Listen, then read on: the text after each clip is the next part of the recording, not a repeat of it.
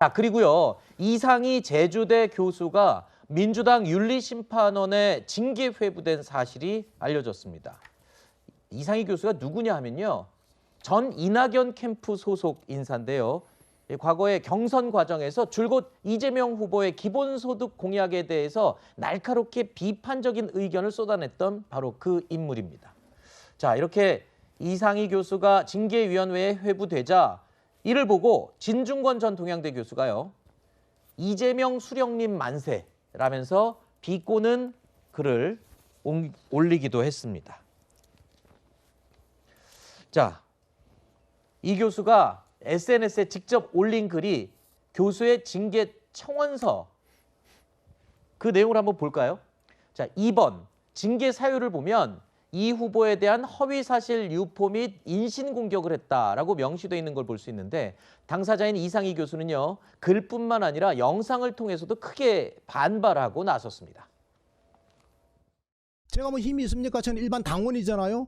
저 사람들은 대선 후보고 기본소득을 도입해서 나라를 망하게 하면 그게 일제에다가 이 나라를 갖다 바친 이완용하고 뭐가 달라요? 뭐가 다릅니까? 나라 망하게 하는 건 마찬가지인데.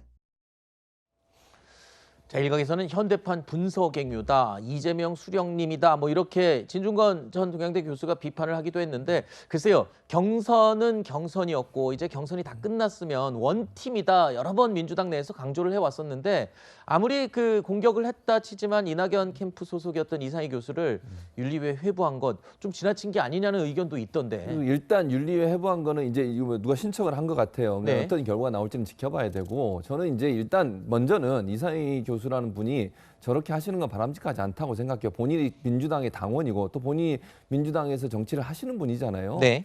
본인이 소속돼 있는 당의 후보에 대해서 저렇게까지 얘기하는 건, 개인적으로 의견을 제시하는 건 제가 뭐 그럴 수 있다고 보지만 공개적으로 이렇게 하는 것은 저는 좀 문제가 있다고 봅니다. 다만 그러면 징계를 회부해야 되냐? 그 문제는 저는 그냥 놔두는 게 낫다고 생각해요. 차라리.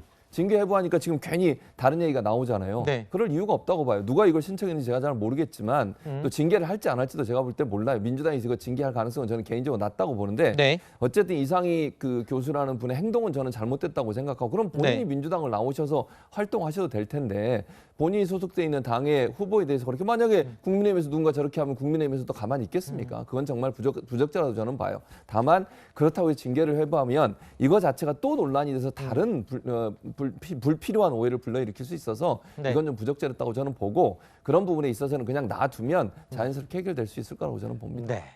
자, 이런 가운데 민주당 관계자가 쓴 내부 비판 글이 또 화제가 되고 있습니다. 해당 글은 국회의원 보좌진 등 국회 직원들만 쓸 수 있는 익명 SNS 게시판에 올라온 건데요.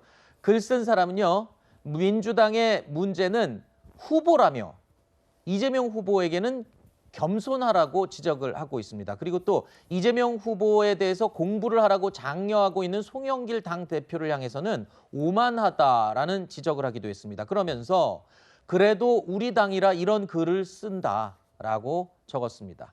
지금 이재명 후보가 이 당을 새롭게 만들겠다, 이재명의 민주당을 만들겠다라고 공개 선언을 했고요. 선대위에도 이 당이 이재명 후보에게 전권을 부여할 정도로 지금 쇄신에 힘쓰고 있는데, 당 내에서 모두가 찬성하는 건 또 아닌 것 같아요. 네, 지금 일단은 이 글을 쓸 수 있는 사람은 국회의원 보좌관 아니면 국회 직원이고, 그러니까 지금 소위 말해서 민주당 관계자라고 봐야 되겠죠.